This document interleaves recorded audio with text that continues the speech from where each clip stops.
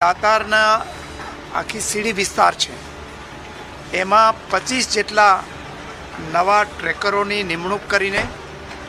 સુરક્ષા વધારવાનું અને જે સંવેદનશીલ વિસ્તાર છે ત્યાં એક કાયમી ચેકપોસ્ટનું નિર્માણ કરવાનું અને આ યાત્રાળુઓ છે એ યાત્રાળુઓની અવરજવર બાબતે અને એની સંખ્યા બાબતે સંબંધિત વિભાગના અધિકારીઓ, ત્યાંના જનપ્રતિનિધિઓ એમને સાથે રાખીને એક સ્ટાન્ડર્ડ ઓપરેશન પ્રોસિજર નક્કી કરવાનું પણ આ મિટિંગમાં નક્કી કરવામાં આવ્યું છે. એ ઉપરાંત આ પજવણીના બનાવો ન બને, મ્યુઝિક કે રાડારાડી ન થાય એ માટે આ દાતારની જે સીડીવાળો વિસ્તાર છે એને કાયમી સાયલન્સ ઝોન તરીકે ડિક્લેર કરવામાં આવશે અને